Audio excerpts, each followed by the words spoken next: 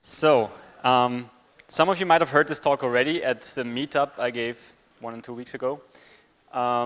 It's about end-to-end file encryption in a web browser. So, yeah, Yvonne, you present me already. I'm a penetration tester, but I also have a very strong passion for software development. So my heart also beats for software development, and I do lots of development in little pet projects beside my work as a penetration tester. Okay, so what do we want to achieve?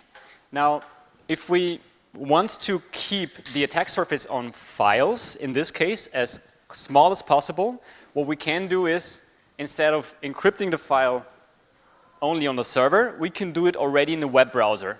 We can encrypt the file there and then only send the encrypted data over to the server. So that's what we would like to achieve in order to reduce the attack surface. So if an attacker would have read access to the files on the server, they would be useless because they got already encrypted on the client side. And we can use some pretty cool browser features in the DOM API for that, and I'm going to show you those APIs. Be prepared to see lots of code, okay? I know it's right after lunch.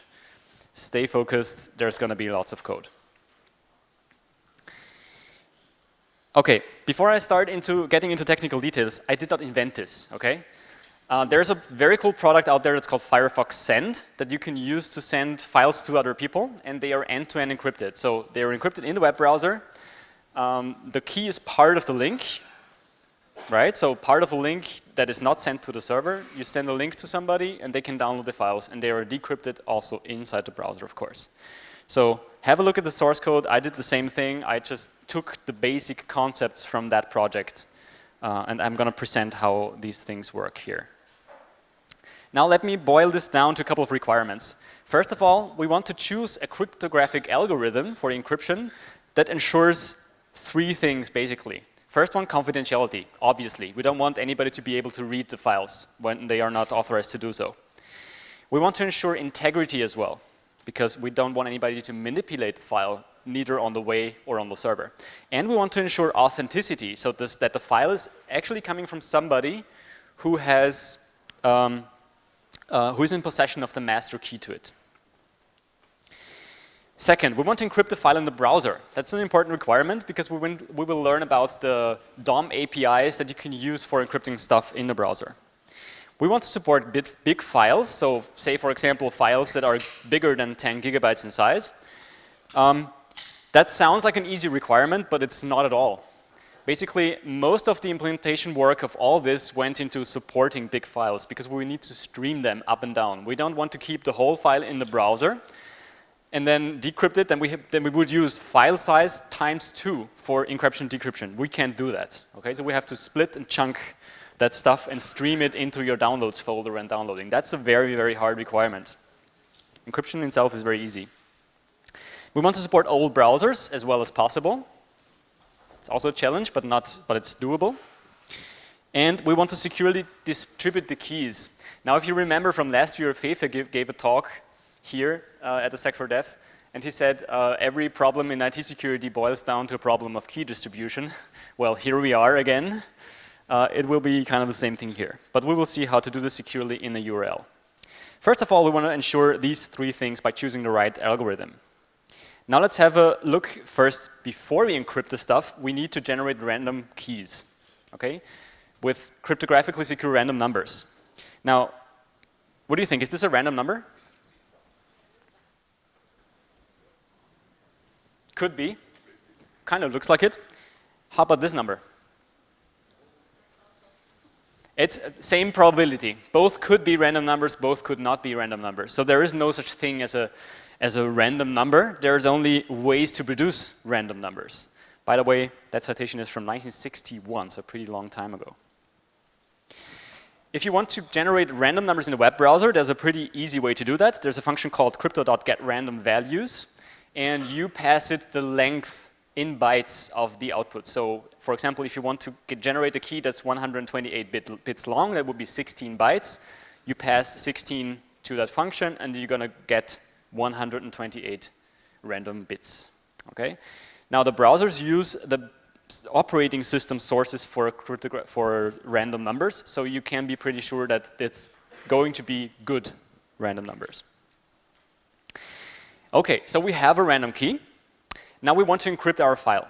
Now let's take as an example AES in CBC mode, so cipher block chaining mode. What do you think, which of those three properties on the bottom left can we guarantee with AES CBC? How about confidentiality? Who thinks we can guarantee confidentiality with AES CBC? Okay, I'd say about a little more than half of the people. How about integrity? Some put the hand up and quickly down again as they saw that other people are not so convinced about this. How about authenticity? No one. Okay. So confidentiality, we can guarantee that. You know, always supposing that we're using securely random keys and so on. But integrity and authenticity are not guaranteed. And that's because of the way the decryption works. If you have a look at this, this graphic here, this is the decryption of Cbc mode. You can see that the cipher text here, the input, is XORed with the output of the next block. What does that mean in practice? It means that if I flip a bit over here, the bit of the clear text is flipped also over here. So flipping a bit will flip a bit in the next block of the clear text. So there's no guarantee for integrity. We can manipulate this on the way. You look shocked.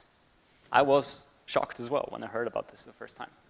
Now let me show this to you in practice. Say, for example, I create a new file that's called plaintext.txt, and I write some stuff in there. It's blah, blah, blah. New line, let's eat, comma, grandpa. Okay. Now, let's take OpenSSL in encryption mode. You can see it with the -e parameter over here, and I encrypt this with just any random key. Okay, so we have the encrypted file. Now, I take this ciphertext and I convert it to hexadecimal representation so that I can have a closer look at it. Here we go. So here's the ciphertext.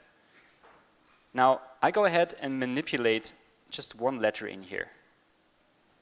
Let's see what happens when I decrypt this stuff. So you can see decryption just changes that one parameter to -d, like decrypt. I have to convert this back to a binary representation, and, oh sorry, it should have been the other way around, like this. And here's the output. So it's, let's eat grandpa. You're supposed to laugh now. But you're going through the stages of grief. Now you're in denial. But it's a fact. Integrity and authenticity cannot be guaranteed, right? Decryption does not fail. That's the whole thing. There's no exception being thrown or anything. Return code of the decryption. So to make very sure that you believe me, I will echo the return code is 0, and 0 means success, okay? No exception, no error thrown. Now, how can we solve this? I'm sorry. This confuses me. How can we solve this problem? CBC and some others do not guarantee integrity and authenticity. What we can do is use an AEAD cipher. AEAD stands for Authenticated Encryption with Associated Data. So you encrypt something, you get the ciphertext, and at the end, there's a 16-byte sequence, in the case of AES-GCM, that is appended to the ciphertext. That's kind of a message authentication code that is calculated while encrypting. So if you decrypt something and there was somebody manipulated even a single bit in the ciphertext, decryption is going to fail. And that's what we want in order to ensure integrity and authenticity. So AES-GCM is one of the most popular algorithms that guarantee the other two properties as well. So choose one of those. AES-GCM is an algorithm that is available in web crypto, so in your web browser. Your web browsers speak AES-GCM. Cool, so we now know what to choose in order to ensure these three things. Let's have a look at how we can encrypt the files in the browser. Now, I wrote this little class that's TypeScript code. By the way, on the right-hand side, there's a link to the gist on GitHub. You can grab the source code from there. There's also a unit test included. Thanks, thank you. And the API that you can use is crypto.supple.importKey. That's the first thing you need to do. So if you just have random bytes, you can't use them directly for encryption. You have to import that key first. You get a crypto key object, right? And then you can use that crypto key object for encryption, decryption. Crypto.supple.encrypt and .decrypt are the DOM APIs that you can use for this purpose. So pretty simple. The first thing you need to do is generate a random key, import it, and then you can go ahead with encryption, decryption. So that basic stuff is really simple. That's not really that hard. We are now able to encrypt stuff in a browser. Now it gets hairy. Supporting big files. Now, in order to upload a file to a server that can be as big as, say, 10 gigabytes or even more than that, we need to do something with the file. We can't just encrypt it all together, right? That encryption function takes just one input and gives you one output. So if you have huge input, it's going to use all the memory of that input. So what we can do is we can chunk that file into smaller pieces. Firefox Send, for example, and my implementation also chunks the file in a little less than 64 kilobytes of size, encrypts each chunk using a different initialization vector. Very important. If you reuse a key, make sure to have a unique IV for every encryption. In our case, it's a random nonce plus the index of the file chunk combined. And then I just send everything to the server chunk by chunk. Cool, so that's the basic concept behind it. How can we implement this? Now, what we can use in the browser, in the DOM API, is the FileReader API. Again, there's a link on the right-hand side where you can download the gist of this. That's just a little part of that code. So I instantiate a new FileReader object and I do file.slice. I can take the file from the input element on top and I can slice it in smaller chunks. Also pretty easy. And what I do after a file was successfully split into a smaller chunk, I encrypt the file first using the method that we heard before, crypto.subtle.encrypt, and I upload that chunk. So my REST API on the server side just takes a file chunk by chunk using the index of the chunk at the end of the REST URL. Cool. So just that you see how the encryption function looks like, I marked in yellow here the file.nonce and also the chunk index. So these things, both of those things, need to be part of the initialization vector, because if you reuse keys in encryption, make sure to use a unique IV every time you encrypt something. It doesn't have to be random, it doesn't have to be secret, it just needs to be unique for that key. Okay? So sequence number is totally fine. The FileReader API is supported pretty much by all widespread browsers. So modern browsers have been supporting it for very long. Internet Explorer also supports it. It doesn't support two functions, read as binary string, and another one, but that's not important for us. So even for Internet Explorer, the upload works, okay? We're not using those two exceptions down here on the bottom. Now comes the hard part. Downloading the file, again, we cannot use 10 gigabytes or even 10 gigabytes times 2 of memory in a browser. It's going to crash on most computers. So the first approach that I tried and is also implemented in our product is blob download. Blob download means I take the whole file, I decrypt it in the browser, and then what I do is I call that save file method here on the bottom. Here you can see a little bit more detail. So what I do is I dynamically create an anchor element in the DOM. I attach an object URL containing that whole file into that anchor element, and then I programmatically click the download link. How ugly is that? So that's probably not going to be the way that we're doing this. We can do this for smaller files, say up to 200 and something megabytes, but we cannot do this for big files. So that's not the final solution here. So it's going to use a lot of memory with this approach, so it's not going to work. We have to stream the data. How can we stream data? We can use service workers. So people in here who code JavaScript and do web applications with single-page application frameworks might have heard of service workers. They are a very powerful tool that are available to you as a JavaScript developer. It's a piece of JavaScript that kind of runs in the background and can do stuff with your requests and responses. It can intercept requests. It can be used to maybe manipulate responses. It can be used to cache stuff. That's what its initial purpose was, to support progressive web applications that also work when you're offline. Okay, so you can cache stuff in the browser. One special thing about service workers is that they don't have any DOM access. So they cannot access your whole application and the DOM and all of the variables and everything. They kind of run in their own context. There are ways to communicate with service workers via defined channels, but there is no DOM access. Just keep that in mind. So the use cases that we just said are here on this slide again.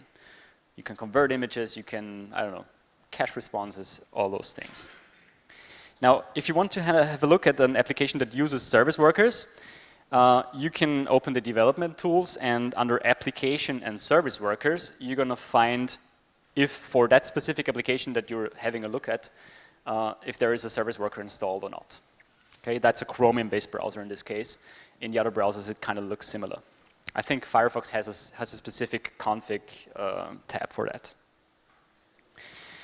Okay, so we have this piece of JavaScript code. In this case, it's depicted via sw.js. So there's your service worker code running inside.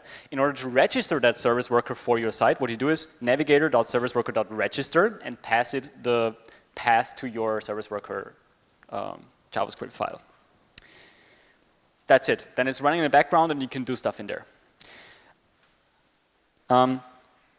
One thing that is very important for what we want to do, we want to upload and download, or in this case, download files as a stream. We want this service worker to be available immediately. Now, by default, there's no guarantee that if you register a service worker that it will be available in that very same moment. But there is ways to do that. Just copy and paste the code over here into your service worker, and it's going to be available as soon as you register it. Okay? It might take some time until it's actually registered, but there are event handlers that you can wait for, and then it's available. Cool. So let's have a look at how the download works. Now that's the complicated part of all this. Have a look at number 1. So the first thing we do is when I hit the download button of a file that's encrypted on the server, I first have to pass the master key, so the key material, over to the service worker, because when the service worker starts decrypting, it needs to know the keys, obviously. So I can use the navigator service worker controller post message, and I post a JSON that contains the master key. Now, on the other side, on the service worker side, there is a on-message event handler. It's number 2 on the top right, that can take that master key and keep it in memory. In this case, I have a map with the file ID maps to the master key that I can use later on. Cool. Then there's also an event handler called onFetch. OnFetch intercepts requests. Not only fetch requests, but also XML HTTP requests, link clicks, everything that issues an HTTP request to your server. Okay, so onFetch can be used to intercept that request.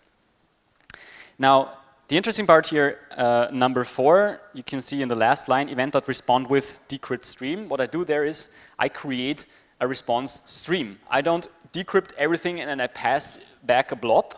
What I do is I create a stream. So I use only very little memory. But the memory that I'm going to use for decryption is 64 kilobytes, the block size of my chunked file, times 2, because clear text and cipher text, okay?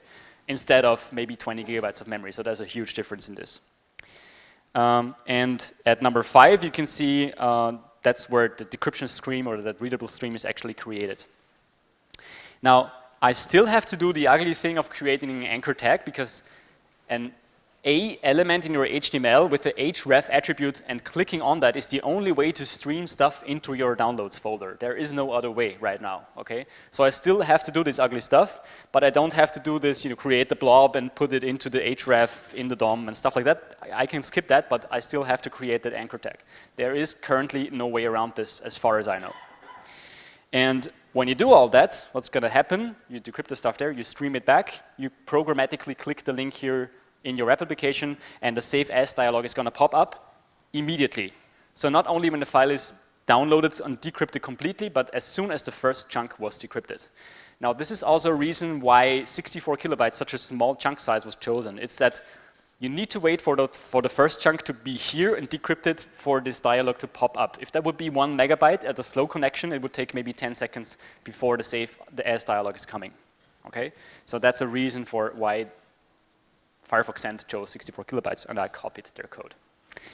Cool. So service workers, browser support is generally pretty good, but there is something that makes us not support Edge. You will see it later. Okay. So right now, this approach is only supported in Firefox and Chrome for a reason that we will soon see. I told you before that we're going to stream data back to the web application from the service worker, and for that reason we can use the Readable Stream API. The Readable Stream API can take a response, for example, from the server, and can create a stream, and you can pipe data through other streams. Okay? In my case here, we pipe the stream that comes from the server through two transformers. The first one chunks it back to 64 kilobytes, and the second one decrypts it and sends it to the application. Okay, so I transform that stream 2 times. You can see it here. I have a stream slicer implementation, and I have the decrypt stream controller. These are the two things that first they chunk it back to 64 kilobytes, and then the decrypt stream controller decrypts the file, obviously, and gives it back to the application. Again, there's a gist link on the right-hand side. You can have a look at that code. Or you just go to Mozilla Zen on GitHub. You're going to see a whole working application that you can start just with a Docker container. So here's a little sneak peek into the decrypt stream controller. So we have this transform function that gives you the chunk of data that comes from the other stream, the stream before you. And now I decrypt this with clear text equals keychain decrypt, and then controller.enqueue pushes it on to the next controller. The Readable Stream API has pretty good browser support. Now, the limitation here is that we need to have native readable stream support in service workers. Okay, readable stream is available in the DOM in all of those browsers, but some of those, in this case Edge, does not support native readable streams in service workers, so we cannot use this. Okay, we cannot use service workers in Edge, unfortunately, with this method. I suppose that in the Chromium-based version of Edge it's supported because Chromium has support for this. Okay, so the current version 18 does not support native streams in service workers. Cool. So big files are supported. We know how to chunk files at the upload and the download. You've seen that the approaches are pretty different. So for the upload, I can use the FileReader API. You can just chunk the files, encrypt them, and then upload them chunk by chunk and stitch them back together on the server side. That's what I do with my REST API. But for the download, it's totally different. I need service workers so that I can actually stream data. Because the only way to stream a file to your downloads folder is, as I said, an anchor element with an href attribute, and you click on there. There is no way around this. So I have to use something in the background, in this case service workers, to be able to stream stuff back to the application. As I said in the beginning, we want to support old browsers as well as possible. You're going to see, for example, if you open Firefox Send and you upload a big file, upload works also for older browsers. But when you download that file, you're going to see a warning. So it's your browser might not be able to decrypt a file this big or something like that, as you can see over there. Exactly for that reason, we don't have service workers with native streams available. But what we can do is use the blob download that I showed you in the beginning, that ugly implementation that uses an href attribute dynamically created in a DOM. We can use that at least for smaller files to support older browsers. So here we are again. We're still using this code, unfortunately, to support older browsers. We have url.createObjectURL that will kind of create a huge binary array and put it into the href attribute of your anchor tag, and you programmatically click that link and the download's going to happen. It's just going to use a lot of memory, or the size of the file times 2 of memory. I told you before, that's what Firefox Send is showing you when you open this up with an older browser. Yes, for example, 256 megabytes is maybe realistic. Cool. So we are supporting old browsers as well. Now, until this point, everything is pretty deterministic. We know which APIs to use. We know how encryption works, how we can create a random master key, and so on and so forth. Now, the hardest part maybe is key distribution. In this case, what we want is, we would like to create a link that contains everything. the ID of the file, so everything I need to download the raw data, maybe access tokens that are included in this link as well. And I want this to include the master key to the file. But in the beginning I said we want to limit the attack surface on those files, so we don't want that master key to be transferred to the server. Right? We don't want this to be on the server, because then an attacker could just wait until anybody tries to download the file and would again have the master key in their hands. We don't want this. We want that master key to stay on the client side, so that we can copy that key into our clipboard, send it to somebody, and the server does not know anything about that key. Now, before we come up with a solution to this problem, let's have a look at how a URL is composed. So the first thing we have is the scheme, protocol, HTTPS in this case. By the way, service workers, you can only register service workers on HTTPS side. They need to be TLS enabled, otherwise they're not going to work. They work for localhost for development purposes, but not for, you know, a real domain. Now, this is the domain part. We have the path to the resource. We have the query. And now we have this small fragment here on the right-hand side. What is the fragment used for? Where does this come from? You can create a link, for example, where this is a, this is the ID of a heading on that website, and you jump directly to that part. For example, you could create a Wikipedia link, like this is a link to the JavaScript Wikipedia page.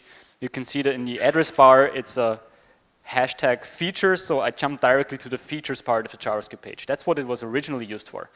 Now, single-page application developers know this, that it was used or is still used, depends on how it's configured for routing. So the route of your current page is in there. And you can click on the link and change pages without a page reload. So that's the whole purpose of using this. Now with the HTML5 history API, we can do it more beautifully without using that hashtag, but still. Originally, the single-page application frameworks used this for routing.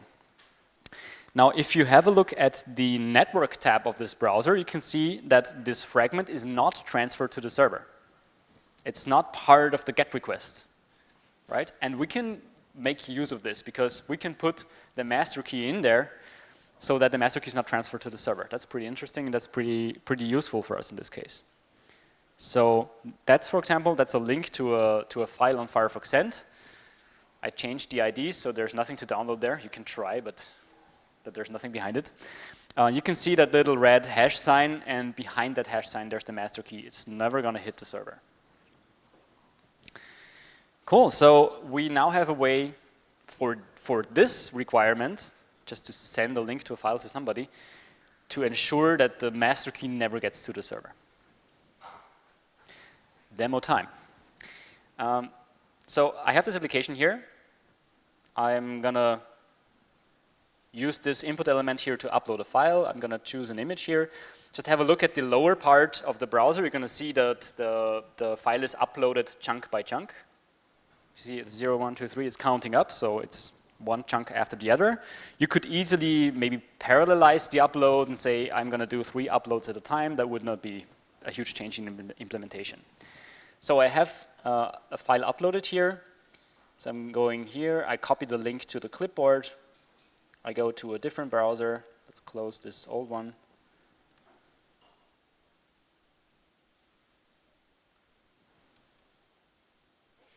Okay. Let's restart Firefox because updates, you know. So let's try it again. Here we are. So have a look at my super secure, very long password. Wow. Okay. And then I click this file and you can see that immediately after I click the file, the Save As dialog pops up, and I can save the file to my downloads folder. So that's it.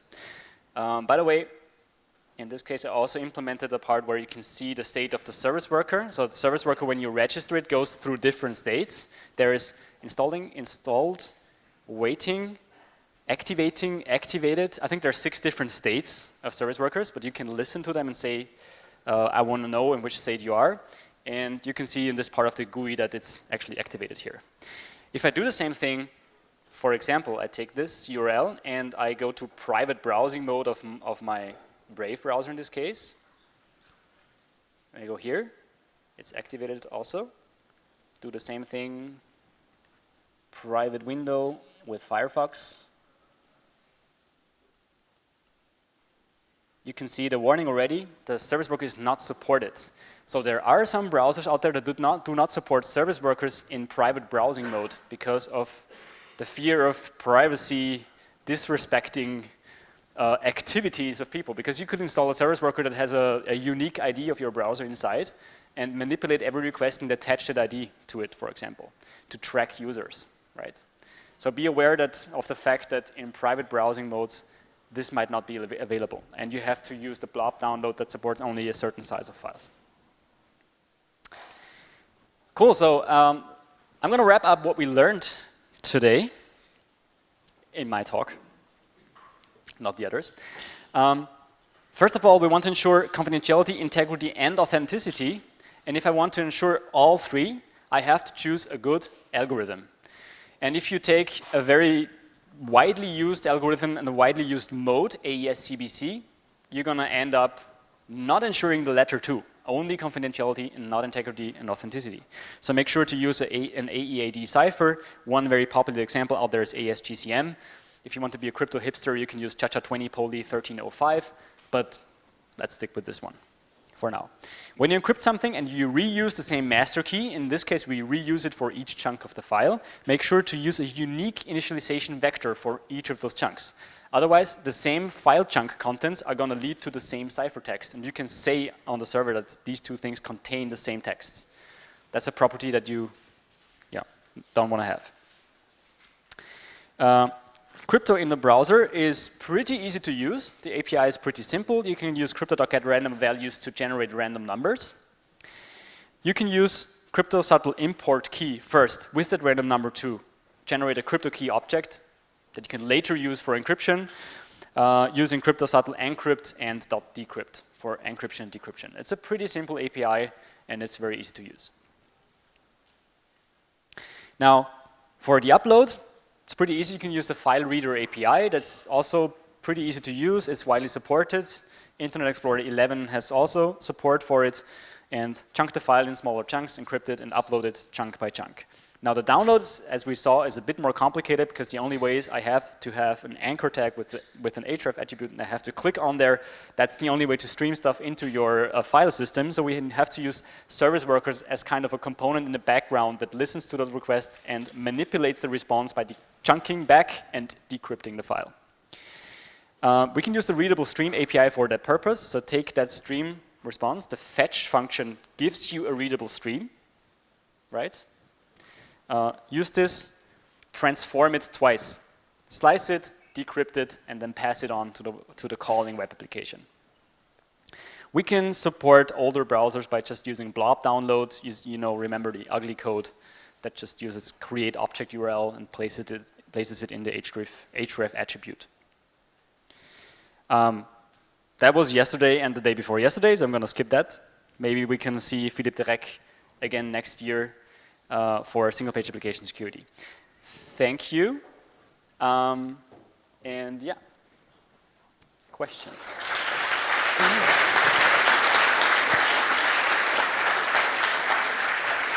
Thank you, Tom. We have a few questions. Cool. First one, can you stream and decrypt the chunks in parallel? Not if you want to have one single response. So if you want to have one single file in your file system folder, you will have to do this the way I showed you. Otherwise, you cannot. I don't think there's a way to combine two parallel streams. But I'm not 100% sure about this. You will have to ask somebody who is really into service workers and Readable Stream. I'm pretty sure it's not possible, but not 100% sure. And what about WebSockets and WebRTC for streaming from A to B? WebSockets, yes, would be a good idea for the upload, especially for performance reasons. You could see that in this implementation, even though it was running locally, you could see the chunks one by one, so it was very slow. So for the upload, I would suggest you to use WebSockets. Firefox 10 does use WebSockets. I'm just not that far with my implementation yet. WebRTC, yes, I think it has, by default, it has end-to-end encryption as well, but I'm not sure if you can use it for for files this way cannot really answer that question. I think it was made for video streaming and audio streaming. Could be a way to, but it's, you know, it's direct streaming. It's not upload and then download. So not really suitable for that purpose, I guess. Do privacy-enhancing browser add-ons like uBlock Origin interfere with the process? Of encryption and decryption, they can potentially interfere with the process, yes, because depending on what exactly the extension does, they can have complete access to your DOM. Complete access to your DOM means they can register their own service worker. So yes, yes, yes. And last question, where is the master key stored on the host? It's not stored at all. So what you do is you copy the link to the clipboard and send it by a different channel. That's what I was trying to show you in the beginning. So there's no, you could potentially store it on your file system, but it's not stored in a way that it's on there on a server somewhere on a fixed place. So the idea is to copy it and send it to somebody via a different channel.